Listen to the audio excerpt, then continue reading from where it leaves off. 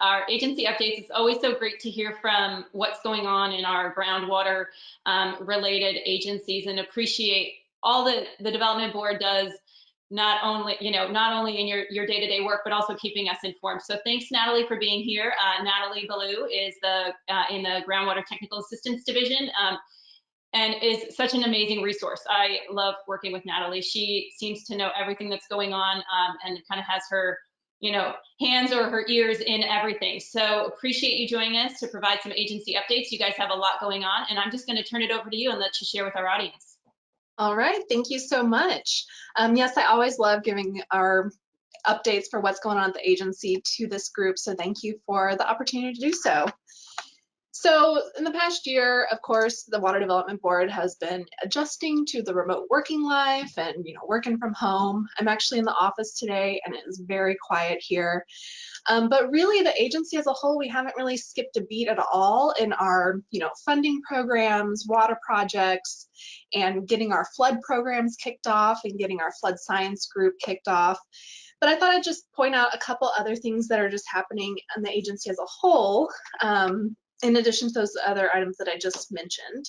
So in regional water planning, just this month, January 19th, we adopted all 16 regional water plans. And now we are currently working on developing the 2022 state water plan. So that group has been very busy getting everything organized for that. And that should be coming out in 2022, maybe even later this year.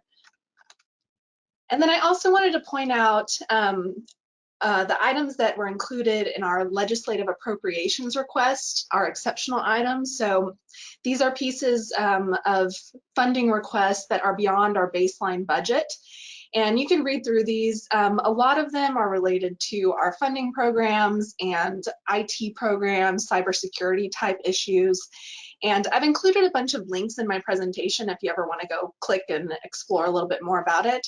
But if you'll notice on this list, there isn't much in the way of groundwater. So even though there's not much in the way of groundwater, that doesn't mean that we aren't still hard at work with our groundwater studies and modeling projects. So some specific groundwater related TWDB happenings that we have going on. Of course, you've heard from Andrea yesterday about our ASR project. And you also heard from some contractors who are doing some studies for us in the lightning round yesterday. But we are still definitely hard at work doing groundwater studies. So our brackish aquifer characterization system program, you can go and check out at this link here for completed and ongoing studies that are going on there. We recently published the Upper Gulf Coast BRACS report that's available on the website that you can find in that link. And we also, at our January 19th board meeting, adopted rules related to brackish groundwater production zones. And we will be publishing guidance on amending those production zones in the future. So keep an eye out for that. And if you want to see what those rules actually are and what they look like, you can click that link there to see kind of an explanation for the board memo that actually went to our board. And you can also see the rules written out there, because I don't know that they're actually published on in the Texas Administrative Code online quite yet. And of course, Andrea gave a wonderful presentation about our ASR and aquifer recharge suitability survey yesterday, and she did a wonderful live demo for the mapping tool that project had accompanied with it. And if you want to look at the story map that they mentioned briefly but didn't actually get to go see a demo of it, that link right here links directly to the story map, so you can get an overview of what the study entailed, and you can also access that interactive map through that link. And of course, there's always a lot of stuff going on in our groundwater availability modeling group. You got to hear a couple of the projects that we have going on from the contractors working on those studies yesterday.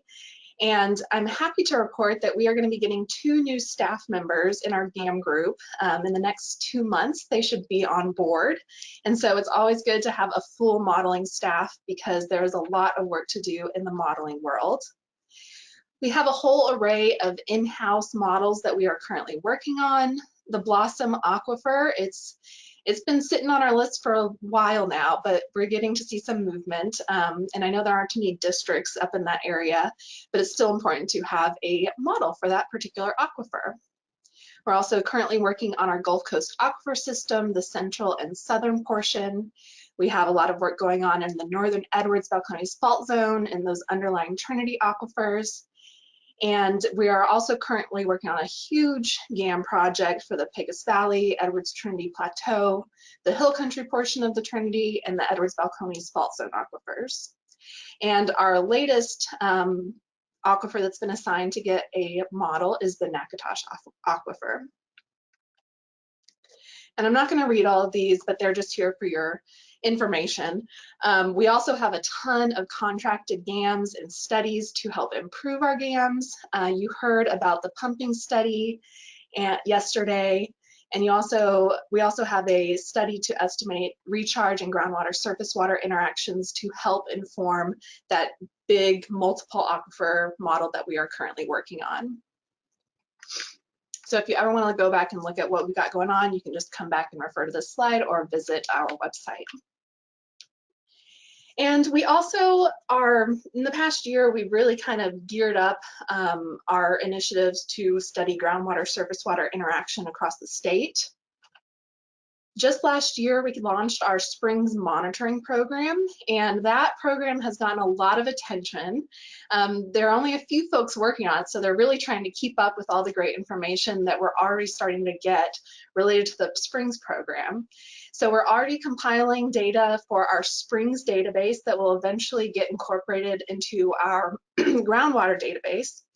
And you'll be able to look at that through our Water Data Interactive on that groundwater data viewer. But we're still looking for more data. So if you have any data to share about springs that you actually go out and collect, feel free to contact Heather Dodson. And I know a couple of you have already reached out to her to provide some data so we can get that incorporated into our database. But also, if you ever have any ideas or want to cooperate with us on sampling springs, you can contact Rebecca Storms and Cody Bjornson. Cody is the one kind of leading this program for us, and it's always great to have some local knowledge about the springs that are in the area and a little bit of assistance to actually go out and collect data on those springs. And then this is a new project that we are in the very early stages of kind of kicking off.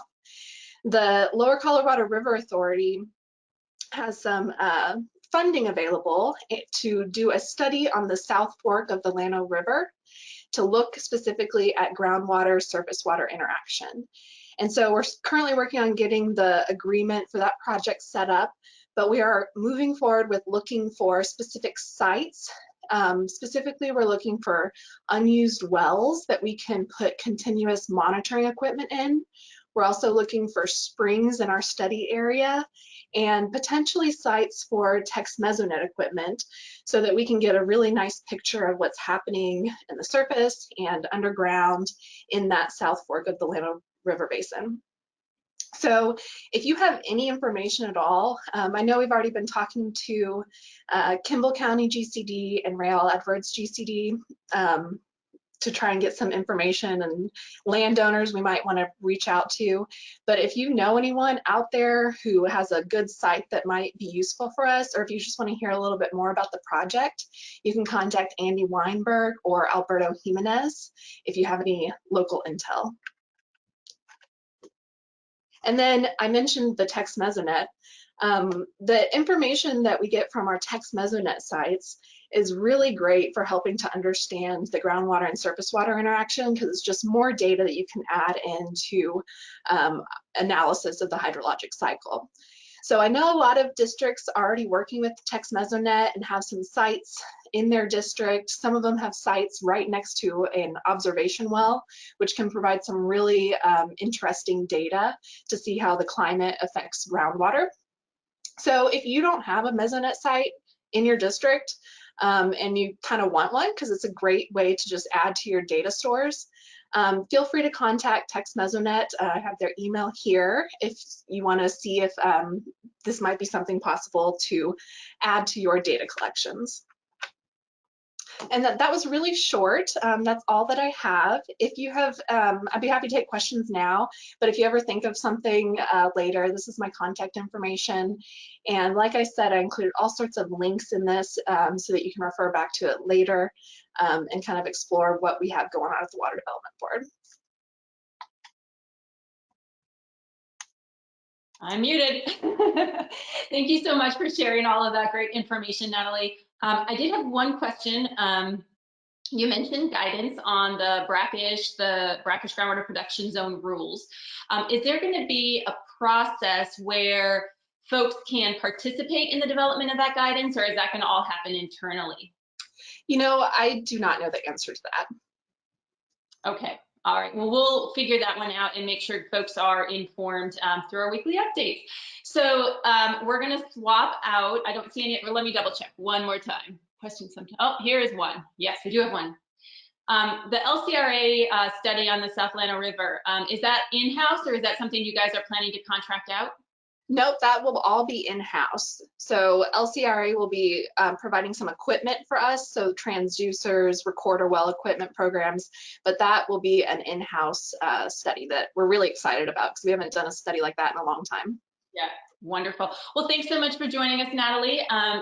Natalie's presentation we will have posted, if not today, tomorrow. And we'll also, just so you all know, we will have the speaker series videos available as well after the fact. So thanks so much, Natalie. And now we're going to move on to another one of our favorite agencies, TCEQ, and Abiy Berehe is joining us. Abiy is with the groundwater planning and assessment team there. Thank you for being here, Abiy, and I'm going to let you give us an update, and then I'll just pop back on to field any questions at the end.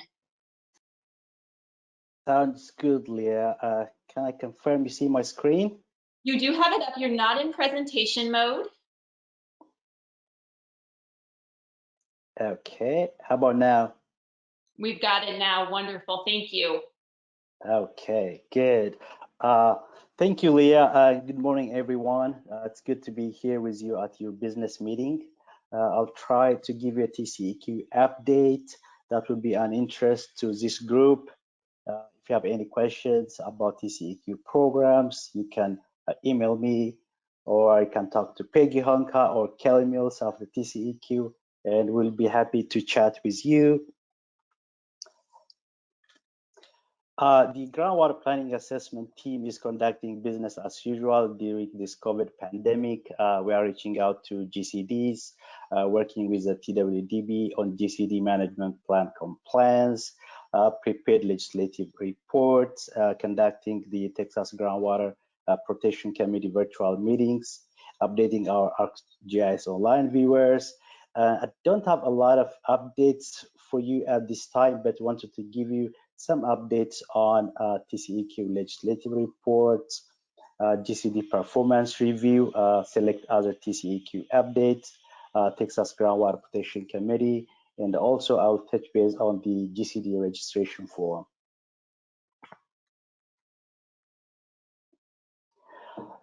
The the TCEQ TWDB groundwater priority groundwater management areas annual meeting was held in December 2020. They discussed the completion and delivery of the PGMA GCD report to the 87 legislature, also discussed the need to track the 87 session legislation relating to PGMAs and the creation of GCDs in PGMAs, and also the need for continued data evaluation and coordination for any potential new PGMA studies. No new TCEQ initiated studies are pending. The priority groundwater management areas in groundwater conservation districts report to the 87 legislature was published. The report prepared in coordination with the TWDB and was sent to the governor and legislative leadership on January 22nd. The report is posted and accessible on the TCEQ website. Just to mention a few highlights from the report with regard to the petition of inquiry process. The report includes the lessons learned in implementing the statute in process for the first time. The report acknowledges the service of the review panel, outlines what worked well, and identifies challenges that were encountered by the lack of statutory guidance. Some of the lessons learned were the purpose and procedures for the review panel, public hearings and notice responsibilities, and lack of counsel of the review panel, and expenses incurred by the review panel member districts. During the 2019-2020, one legislative and local action occurred related to GCD creation within the Hill Country Pygmy. No local legislative or TCEQ administrative actions was taken in 2019-2020 for the creation of GCDs in any of the other designated Pygmies. The report also outlines challenges the TCEQ has experienced in attempting to create GCDs in the designated Pygmies. As of today, 6 groundwater conservation districts are operating without an approved management plan, and these GCDs are working with the TWDB to get their management plan approved. TCEQ actions are needed if TWDB denies approval of a submitted management plan and the GCD does not address and obtain management plan approval within the statutory deadlines.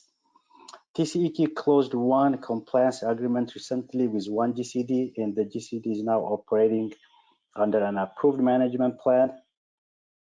Stark County is working under the TCEQ order, and the district is making progress in addressing the provisions outlined in the order. State Auditor's Office did not file any GCD audit review reports with the TCEQ in the last biennium. TCEQ did not receive any petition for inquiry since our last update to this group. Just to mention some other TCEQ updates that will be an interest to this group. House Bill 2230 and House Bill 2717 from last session. This is a memorandum of understanding between the TCEQ and Railroad Commission. This action updated the MOU between the two agencies regarding Class 2 and Class 5 injection wells, and the action transferred responsibilities from Railroad Commission to the TCEQ related to wastewater discharges at oil and gas facilities. This will become effective on July 15 of 2020. TCEQ has submitted a delegation request to seek authority from EPA to issue federal permits, and the request is now granted. Chairman Perry also indicated this authority during the opening remarks. TCEQ will continue its cooperative groundwater monitoring with the TWDB this summer and use immunoassay analysis to screen for atrazine and 2,4-D. The underground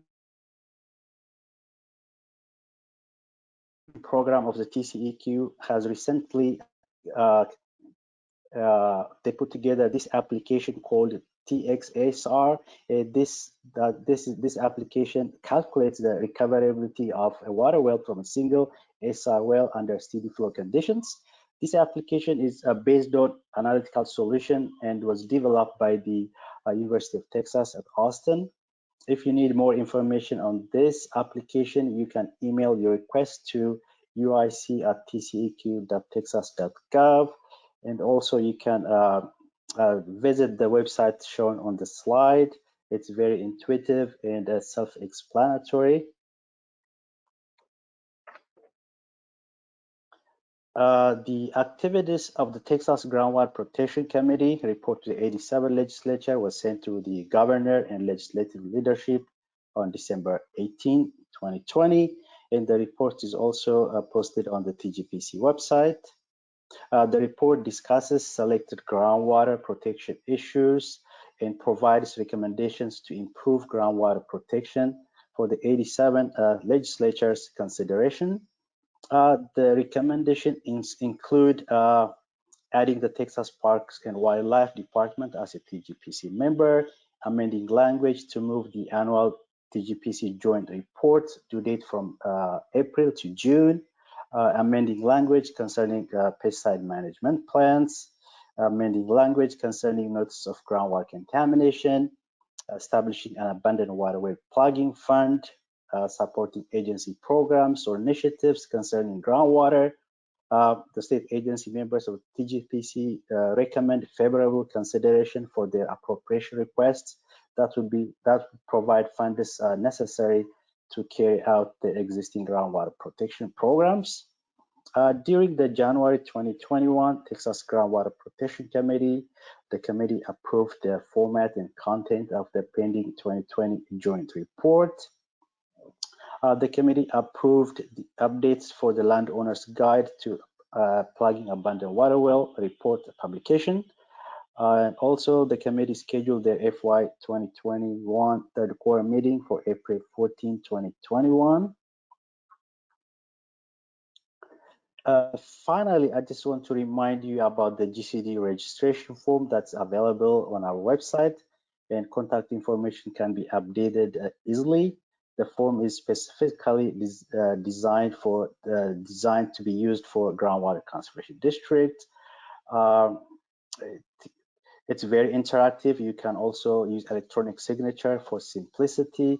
In order to use electronic signature and email the submit button, you have to use Internet Explorer. If any other browsers are used, you have to download the form first. If you have any questions, you can contact me or Peggy Hanka. That's my short update.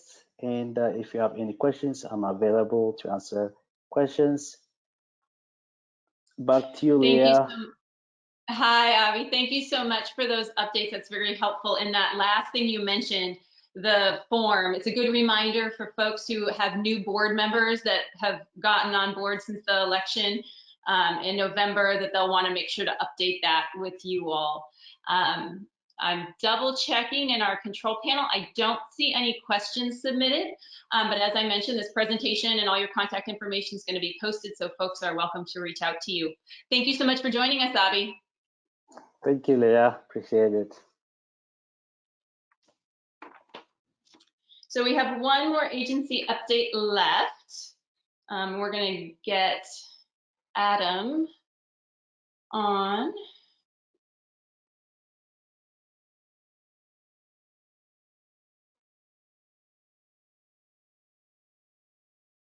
All right, Adam, so we see your screen. We don't have your there we go. Wonderful. Welcome. So next up, we have an update from TDLR. Adam Foster, a hydrologist in the Water Well Drillers program, has joined us. I'm not sure, Adam, is this your first time doing a TAGD agency update?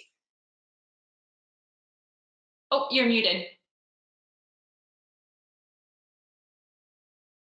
I actually used to do them all the time before Claire started with us a couple years ago. And well, welcome. You know what? That was before my time. So Claire and I must be on the same calendar. Well, welcome back. Appreciate you joining us. And as I've done with the last couple, I'm going to turn my camera off, and then I'll hop back on at the end and verbalize any questions that come in on our software here. Okay. How do I close this out? So we're seeing your screen properly. Okay.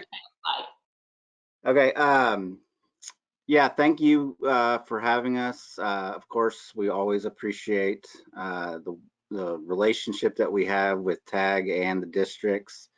You know, y'all play an integral part in our program. Y'all are kind of our eyes and ears on all the local matters. So we definitely enjoy that working relationship with you guys, and we're always obviously here to help you guys. Okay. Trying to move to the next screen, and I don't think it's allowing me to do it. Are you in presenter mode on PowerPoint?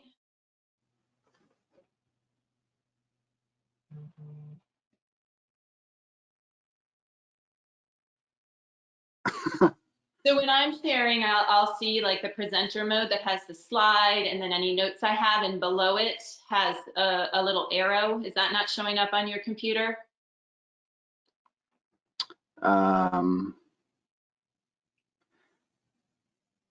No, let's try this one. Okay, there it goes. You got it, yes. Okay, like all agencies, TDLR has been affected by the pandemic. As a whole, most of the functions of TDLR has not been that severely impacted. But one of the big things that it's caused is that the majority of our staff are working remotely, and especially the staff in the finance department weren't able to process a lot of payments early on in the pandemic, which led to a backlog of renewals and applications, because those renewals and applications, are basically anything that requires a payment, couldn't be processed until finance department were able to get into the office. So there is a large backlog of the renewals and applications. A couple months ago, the commission did pass an emergency 120-day extension to all TDLR licensees. It does not affect the expiration date of the license, and it does not affect any late fees. But it does mean that even if you were to get your application or your renewal on time and we weren't able to process, you had the 120 days. Also, all of our board meetings have been virtual board meetings, which is pretty common with most agencies now. As far as our program itself, we have definitely been impacted by COVID. Earlier on in the pandemic, we were allowed to go on some overnight trips, and basically we were cut down on the investigations that we were doing, the number of investigations that we were doing.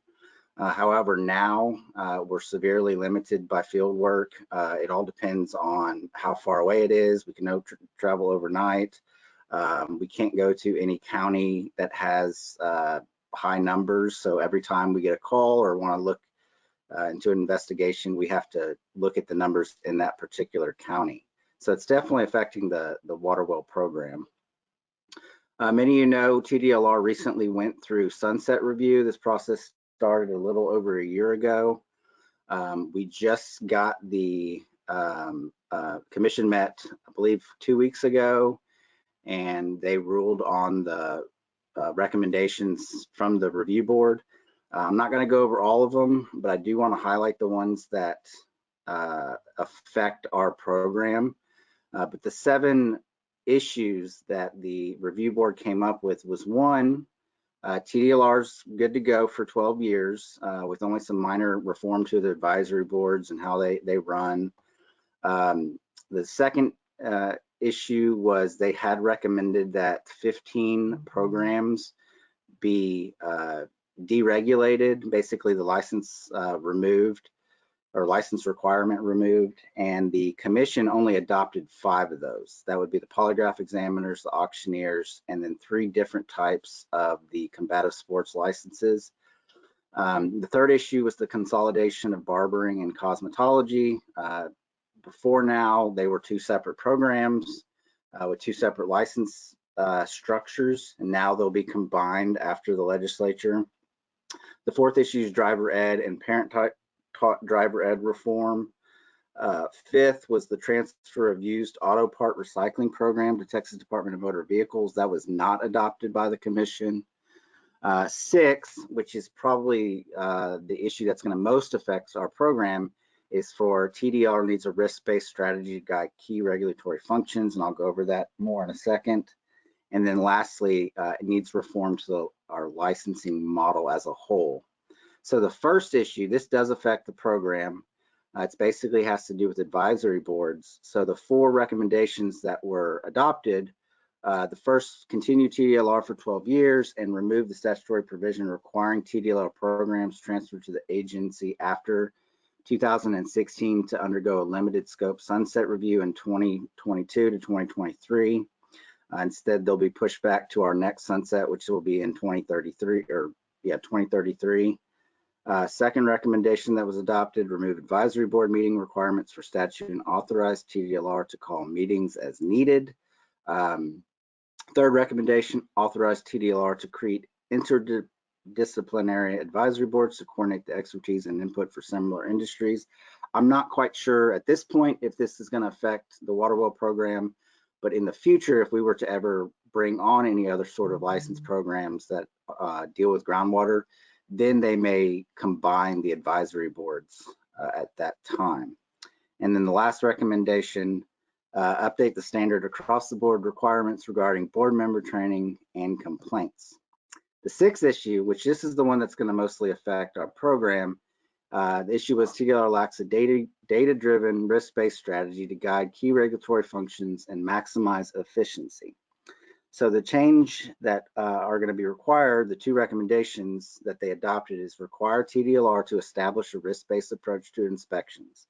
Now, in the past, the water well program has kind of done this already, but now it's just requiring that it's in our statute to do this. I don't think that it's going to affect any work that we have with districts, because we already, when we get a complaint from a district or request for inspection from a district, we usually already do that or make that first priority, or at least top of the priority, top of the list. So I'm not quite sure how much that's going to affect you guys. The second recommendation is require TDLR to prioritize complaints based on risks they pose to the public. Again, this is already something that we do. For instance, if there's a well that's contaminating an aquifer or contaminating a local zone, we've already been prioritizing that. And then the management action that doesn't require legislative action is direct TDLR to develop a comprehensive data-driven strategy for assessing program risks and setting regulatory priorities. The last issue that we'll discuss is key elements of TDLR statute and rules do not conform to common regulatory standards. Recommendation 7.1, which was adopted, removes subjective licensure provisions from TDLR statute. Recommendation 2, authorize TDLR to require disclosure of additional financial and controlling information of applicants for certain business licenses. Not going to affect water well program. The third recommendation, clarify TDLR's general authority to adopt rules requiring continuing education as necessary. Fourth recommendation, authorize TDLR to deny license renewal application for non-compliant applicants.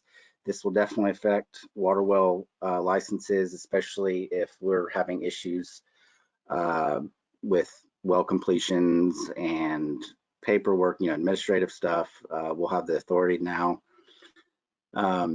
Fifth recommendation, provide TDLR general authority to order refunds, I'm sorry. 6, require TDLR to collect, maintain, and make publicly available detailed statistical information on complaints regarding its licensees. We already do this to some degree. And of course, anybody who, especially a district that needed that information on a particular individual, we were always willing to provide that information. The 7th recommendation that was adopted is authorize the Texas Commission of Licensing and Regulation to dismiss low-level complaints and to delegate this authority to agency staff. So that is the summation of the sunset review. Happy to answer any questions after the talk about that. As far as the cooperation between GCDs and TDLR, this fiscal year, obviously we haven't been able to do a lot with GCDs just because of our inability to go in the field. We have, however, done 8 investigations and worked with districts, and then we had 9 abandoned well referrals from districts so far. Most of these came from EAA, but there were also a couple of districts in East Texas that referred abandoned wells to us that we took over. I just want to point out that even though we are, working virtually or working remotely, we still can offer rules training. I know that there were some districts that were wanting new hires to be trained. This was before the pandemic started. We can certainly set that up if that's what you guys want to do. And then also offer that we do have the downhole camera. It goes to 1,000 foot. If you guys have a well that you want to have us send a camera down, we'd be happy to do that. whenever we get back out into the field. And then also, we've done sample collection for districts in the past and data interpretation for districts in the past, but we were limited to wells that already had pumps in them. Now, we recently, well, we purchased it about a year ago, but we just recently got a submersible pump with, I believe, 250 feet of tubing. So if you have a well that need to be sampled and you don't have the sample equipment, we can assist districts in doing that. We are in the process of the 4-year rule review for Chapter 20 or 76. Just began last month, or I'm sorry, beginning of this month. So far, we've identified 4 issues that we want to change the language or add language to the section. First one would be pump installation with the emphasis on electrical. Right now, the only thing that our rules really say is that you have to follow the manufacturer's recommended specifications for installation. We want to add language that more reflects the National Electric Code. So we're going to be trying to do that. Add language on piezometer well construction. There's no language in our rules currently. We do want to change the language on well reports to make it similar to the language on plugging reports. And then also, we do want to change the well construction standards for wells that are in flood-prone areas. This came about because of Harvey and the other hurricanes. We had a lot of issues with wells that were inundated with floodwaters, so we do want to change the language or add well construction standards for wells in those locations. We are soliciting input from stakeholders, you guys, until the end, well, mid to late February.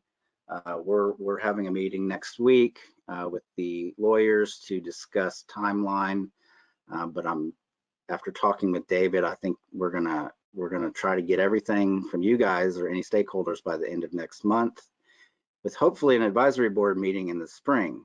They haven't met since 2018, so it's time that they get together and talk about this stuff. If you do have any comments on rule review, any suggestions, please email them to water.well@tdlr.texas.gov. Talk about the commingling study. I don't want to go into too much detail because of the talk yesterday. I do want you guys to know that we are going to be very active in this study. You know, it's the whole study came about because of the 2018 work group on commingling, so we have a lot of interest in it. For those of you that didn't hear this yesterday, the first stakeholder meeting is February 5th. If you have comments, you can send them to David. And then there's, I've also included the link to the project's webpage on the Development Board's website. Okay, to wrap up, primary goals of the program for 2021. Obviously, if we can get back into the field, it's to clear the backlog of complaints received during COVID. If we were to, you know, if contacted by management and say, y'all can go out today, it would probably take us 6 months to a year just to clear the backlog. So we're definitely going to be trying to do that. Another thing that we brought up was clearing the abandoned water well database. Currently, there's about a little less than 100 wells that are in some stage of notification or enforcement action. We're going to try to get those all taken care of by the end of 2021. Currently updating the program's website. TDLR had an initiative started several months ago, and they did some of the other programs' websites or updates their websites, and we were just contacted 2 weeks ago. So hopefully our website will be updated pretty soon, and then as well as updating forms and reports. And then depending on when the results of the commingling study come out, we will be working on getting the work group back together and addressing the findings of that study so we can look at how we can change our rules or if our rules need to be changed. And with that, I'd be happy to take any questions from the audience. Thank you so much, Adam. Those are really helpful updates. We do have a couple questions that came in. One of them actually, I think, dovetails into one of the last comments you made about updating forms. Someone submitted a question asking whether or not the well plugging reports could include a phone number for the owner, if that was something that might be possible. I can certainly look into that. I know that in the past we've asked that contact information, like web or email address, be added to reports, and they did not allow that. But certainly something that I can, you know, talk with David with and see what the higher ups say. Yeah, I know definitely some privacy issues as well, I'm sure that you deal with. And then another question came in asking when TDLR will begin requiring well logs to be submitted online only. If it were up to me, it'd be today. Yesterday, right? Yeah, I mean, the problem is in the statute, it actually says that they can do it on, submit via certified mail. So it actually have to take a change in the law to do that. We are encouraging drillers to do that, and there's still some holdouts. There's probably 40 to 50 drillers that still do send it in, but we are trying to convince them to go to an online method. So. Well, thank you for that. And then one other question just came in on the abandoned well database. Will it be used to obtain funding for plugging of these wells? Well, I mean, we make the recommendation every year through the Groundwater Protection Committee, but you know, we don't. When I was talking about the abandoned well database, it's more of clearing out the backlog of stuff that we have.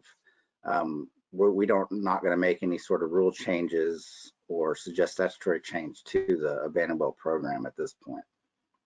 Okay, wonderful. Thank you for that. Well, that looks like it's all the questions that we got in. Really appreciate you joining us and providing us with those updates. I know going through Sunset is kind of a bear of a process, but it sounds like you guys are moving through that pretty swiftly, and it'll have some beneficial but not too huge impacts to the water well drillers program. So great. Thanks so much, Adam. So that concludes our speaker series. And